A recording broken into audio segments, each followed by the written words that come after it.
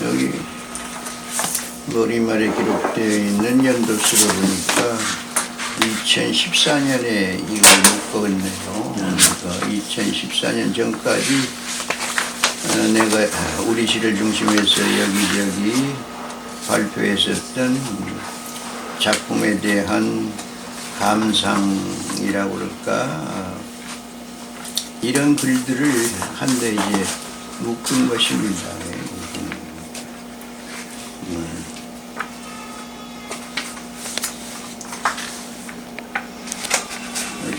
약간은 좋은 시라고 생각되는 것을 골라내가지고 그것에서 내 개인적인 감상, 그리고 불만스러운 점이 어떤 것이 있는가, 그런 것도 이제 생각이 나면 곁뒤에서 있었던 그런 글이에요. 맨 처음에 이제 소개가 된 서정주의 영산홍이라는 작품을 오늘 이 시간에 한번 같이 감상을 해보도록 하겠습니다. 미당은 요새 상당히 공격을 많이 받고 있는 것 같아요. 친일행위 했다, 또 뭐 전두환이 뭐 이렇게 찬양했다 해가지고 일반 독자들한테 상당히 지금 규탄을 당하고 있기는 합니다만은, 내 생각은 이게 물론 시인도 지사이면 얼마나 좋겠습니까? 육사 혹은 만해 같은 그런 지사 같은, 지사이면서 시인이면 좋을 텐데, 선천적으로 그리고 체질적으로 시인들은 의지가 강한 사람들이 아니에요. 그 사람들은 감정이 예민한 말이지, 정적인 사람들이. 그래서 이제 흔들리기 쉬워, 내가 보기에는 말이죠.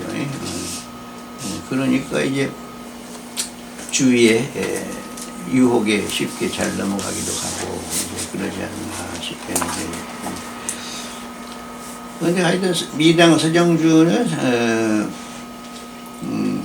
참 우리가 만나기 힘든 그런 훌륭한 시적 재능을 타고난 사람이, 그야말로 타고난 선천적인 시인이라고 그럴까, 그런 대단한 말이 시의 재능을 갖고 있는 그런 분이에요. 그에 뭐 국화협회서 교과서에 실렸습니다.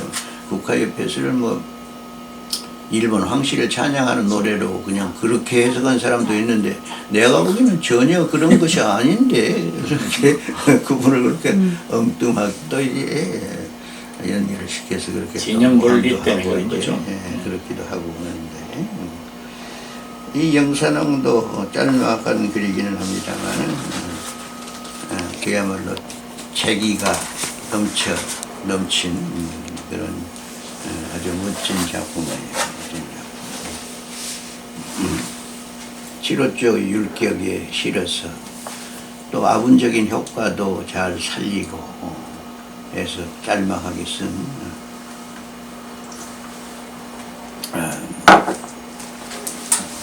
그런 아주 아름다운 작품이에요.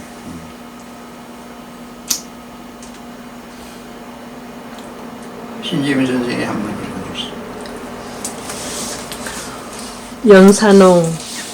연산홍 꽃잎에는 산이 어리고 산자락에 낮잠 든 슬픈 소실댁 뒷마루에 놓인 논요강, 산 너머 바다는 보름살이 때 소금발이 쓰려서 우는 갈매기. 네, 짤막한 작품인데 그냥 한번 처음 읽어서는 이것이 무슨 얘기인가 쉽게 금방 와 닿지는 않아요.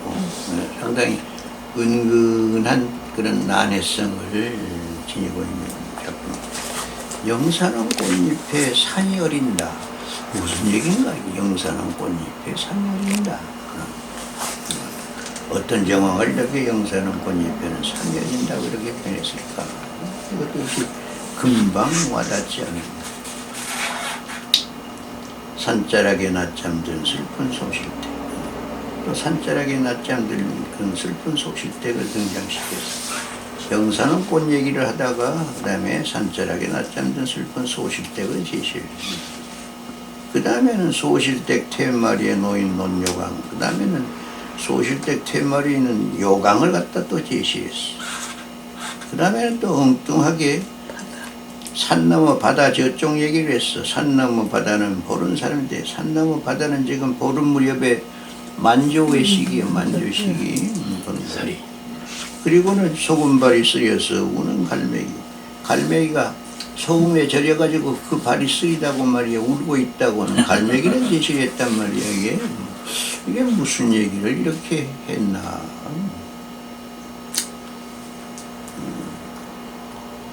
그런데 이제 영산홍 꽃잎에는 산이 어리고 치것저리요. 산자락에 낮잠 든 슬픈 소식들. 영산홍이라고 하는 그 한자어를 보면은, 한자어 영산홍, 영은 비친다, 산, 그리고 홍, 붉은 그런 의미죠. 그 한자 영산홍. 그러니까 산에 산 그림자 혹은 산을 벌겋게 비치는 그런 붉은 꽃, 뭐 이런 어떤 이미지가 또 그래서 영산홍이라는 한자어, 이 한자어가 주는 이미지를 이렇게 표현한 것 같아. 영산홍이라고 하는 한자어가 주는 이미지. 그래서 영산홍 꽃잎, 영산홍이라는 말을 씌어 이걸 보면은 영산홍에서도 그 산이 떠오른다는 영산홍. 근데 어떤 산이 떠오르고, 그 다음에 이제 산자락에 낮잠 든 슬픈 소실댁, 그 다음에는 또 이제 그 산자락에 낮잠 든 슬픈 소실댁, 소실댁이 또 떠오른다고 이렇게 해서 슬픈 소실댁. 소실댁 퇴마리에 놓인 논요강, 그 다음에는 소실댁 퇴마리에 논요강 얘기를 했다면 논요강 얘기.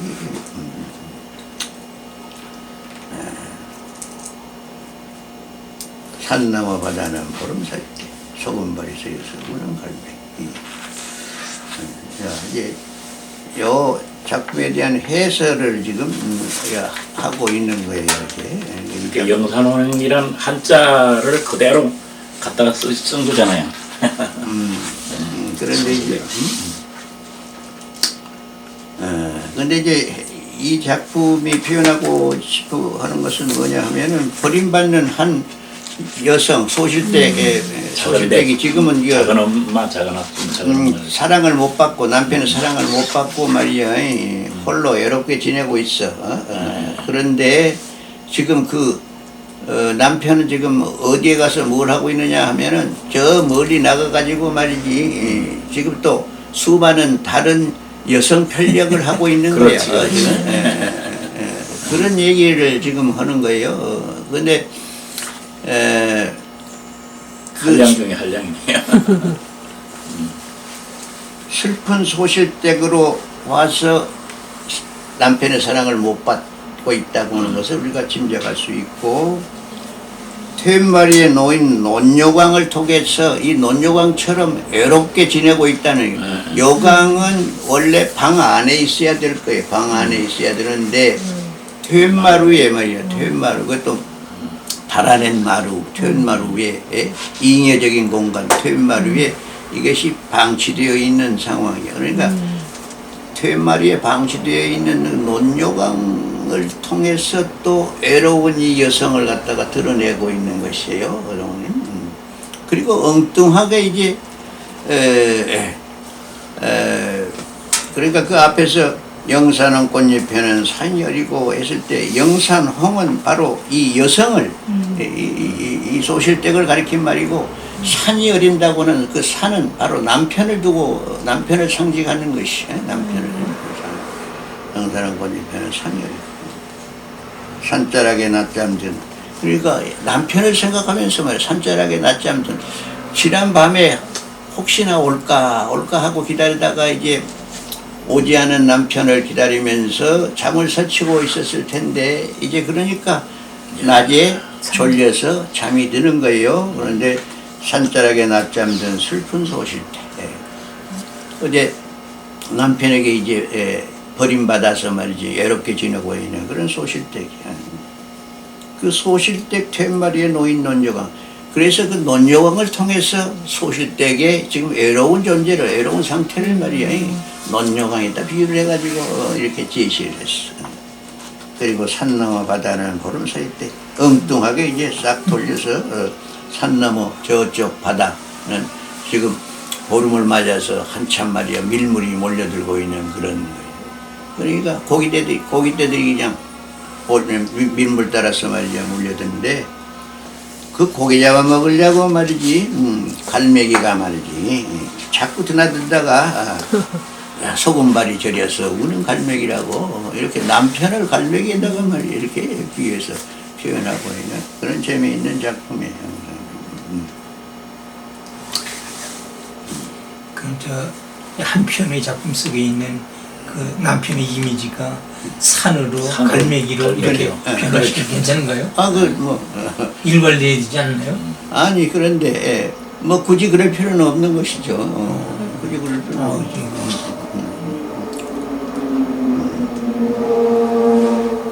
그렇게 해설을 해주시니까 아우 멋진 작품이네. 지금의 그 머리가 무슨 개소리야.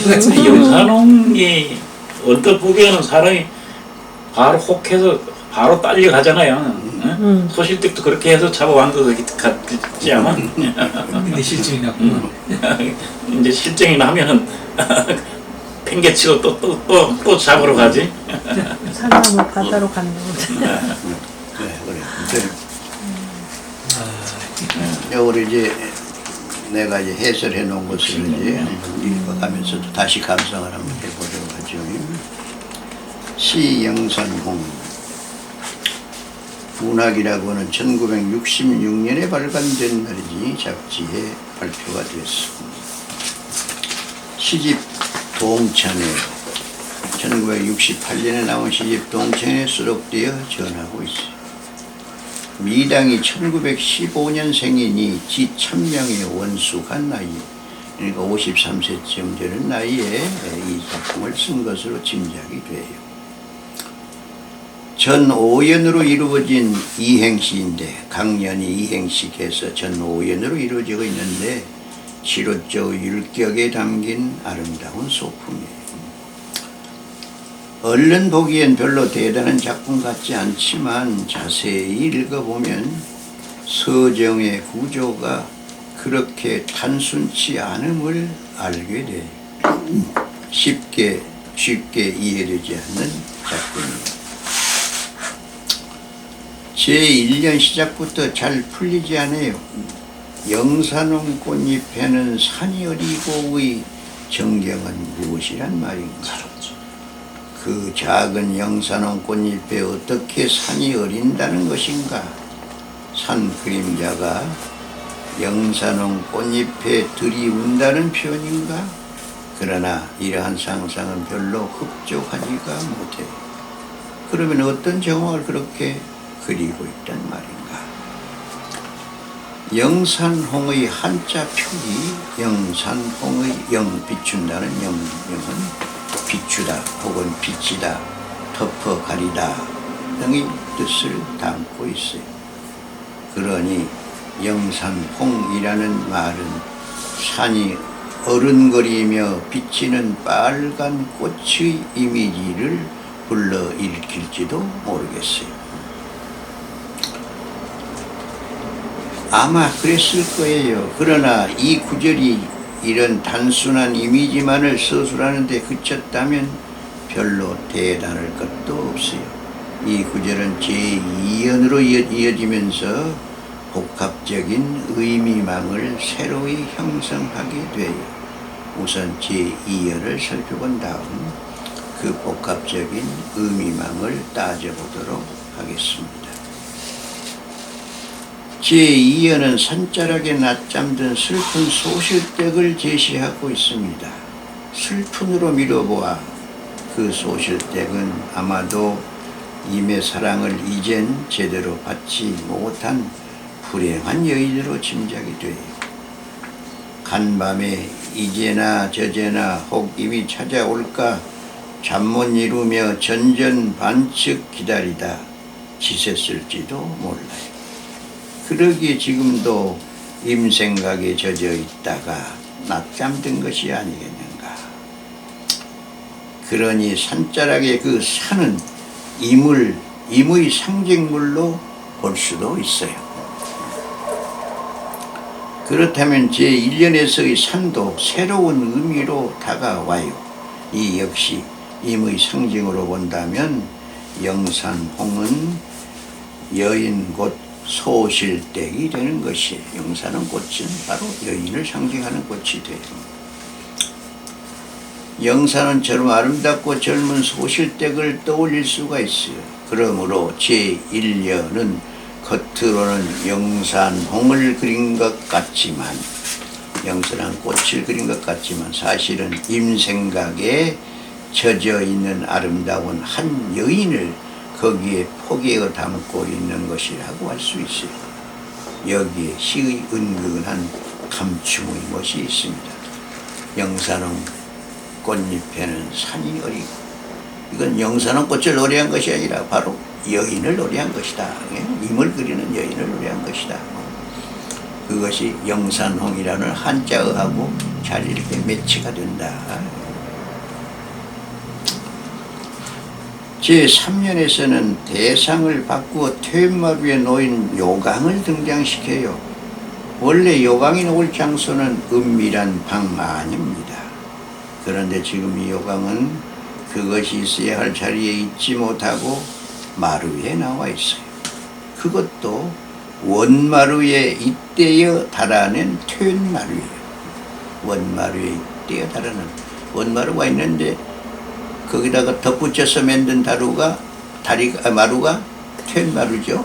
퇴마루. 그러니까 안에가 있는데 덧붙여 안에 노릇을 하고 있는 바로 이 여인이 말하자면 퇴마루에 해당되니까 말하자면 퇴마루는 잉여적 공간입니다. 마치 본부인이 있는데도 불구하고 덧붙어 둘째 아내로 살고 있는 소실댁과 흡사한 처지라고 할 수 있어.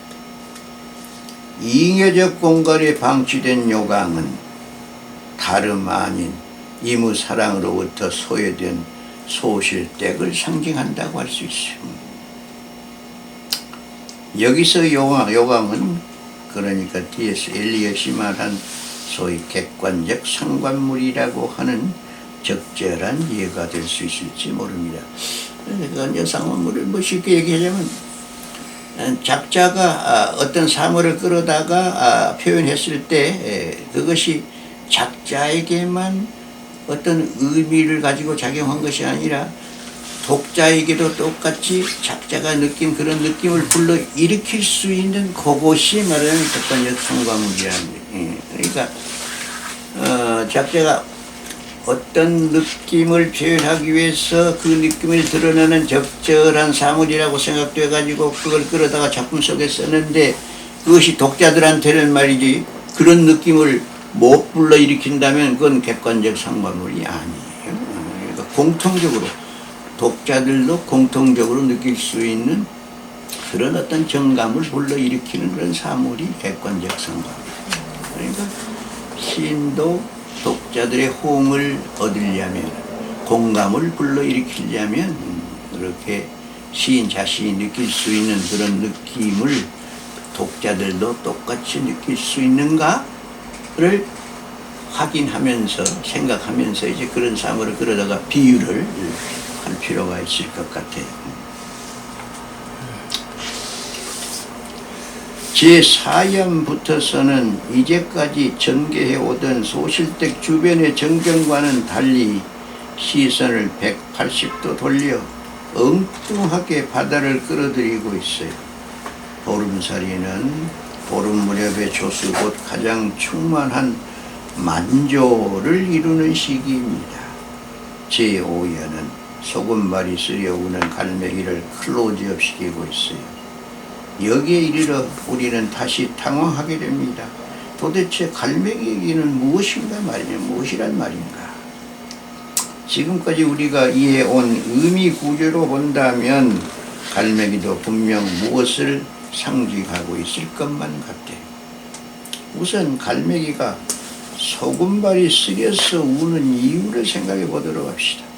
소금발이 쓰이다는 것은 발이 소금기에 절여서 아프다는 뜻일 거예요. 왜 소금기에 절였을까? 바닷물에 자주 드나들었기 때문이에요. 밀물을 타고 몰려드는 고깃대들을 잡아먹기 위해 정신없이 바다에 발을 담그다 보니 아마 그렇게 절었을 것이다. 그러니 여기서 이 갈매기의 울음은 괴로워서라기보다는 즐거운 비명이라고 할 수 있어요. 생각이 여기에 미치면 갈매기의 정체가 떠오릅니다. 갈매기는 곧 임이 아니겠는가. 소실댁은 돌아본 척도 않고 외지에 나가 여성 편력에 여념이 없는 임을 물고기 사냥에 빠져있는 갈매기를 통해 간접적으로 그리고 있습니다. 이 작품의 의미 구조는 제3년까지 각 여느 제1행과 제2행이 배경과 대상으로 이루어져 있어요. 앞에 배경, 그 다음에 대상 이렇게 되어 있습니다. 이와는 달리 제4연과 제5연에서는 연 단위로 배경과 대상이 나뉘어 있어요. 즉 4연은 배경이고 5연은 대상 이렇게 된다는 얘기죠. 그러니 의미 구조로 본다면은 4, 5연은 한 부분으로 묶일 수가 있어서 전체 작품은 기승전결의 4단으로 전개된다고 할 수가 있습니다. 그러니까 전체 연은 5개로 되어 있지만은 5연으로 되어 있지만은 의미 구조로 본다면은 마지막 4연과 5연을 하나로 묶을 수가 있다는 것이죠. 그래서 의미 구조로 본다면 기승전결 이렇게 4파트로 나눌 수가 있다. 그 얘기입니다.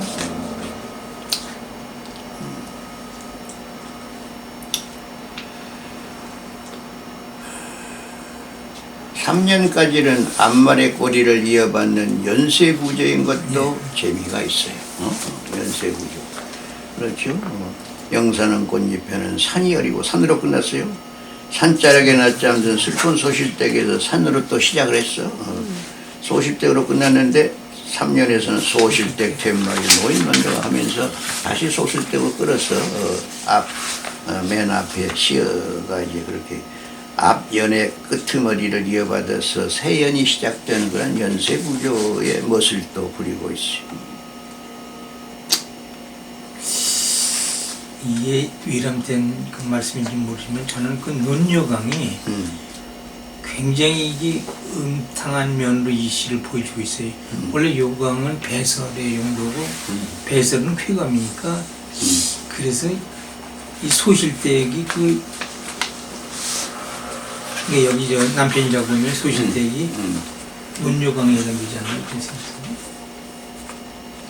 논요강이 소실댁이다. 그래서 소실댁이다. 아니 그러니까 논요강이 툇말이 지금 놓여져 있는 논요강이 소실댁 자체야. 이게 소외된 소실댁이야. 그리고 시옷과 니은 행단위로 시옷과 니은 지읒과 비읍 등이 빚어낸 아분적인 효과도 조화롭다고 할 수 있어요. 글쎄 이건 지나친 것일는지는 모르지만은 시옷 산이 어리고 산자락에서 시옷 슬픈 소실댁에서 시옷과 시옷 이렇게 노인 논여강에서 니은 노인 논여강에서 니은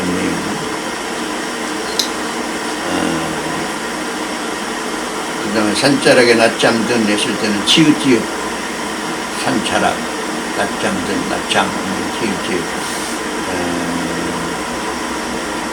그 다음에 산나와 바다는 보름 사이일 때 바다 보름 했을 때는 비읍 이런 소리의 겹침 같은 거 아마 그냥 우연일지는 모르겠습니다만 이게 이런 것들이 있어가지고 음악적인 어떤 그 가락을 이제 만들고 있다.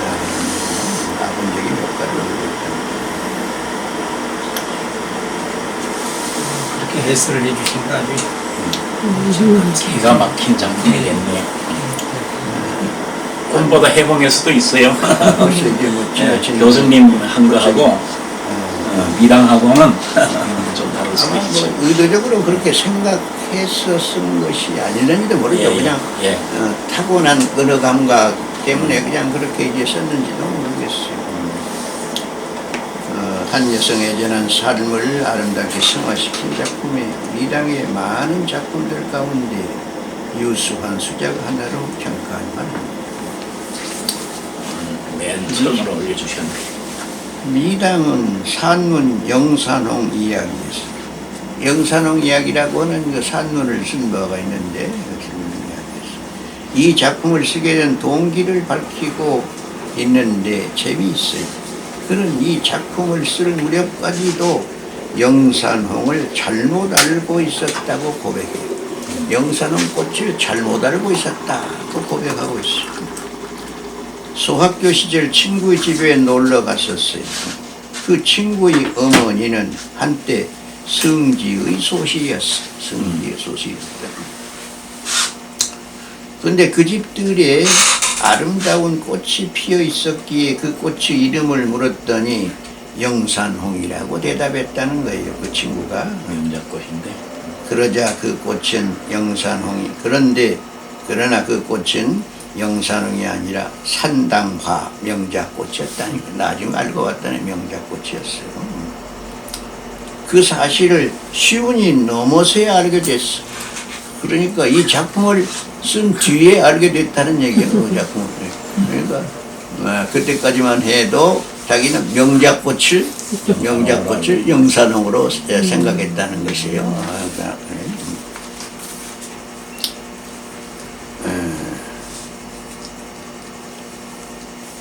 그러면서 그는 잘못 아는 것이 때로는 괜찮은 결과를 낳기도 한다고 변명해요.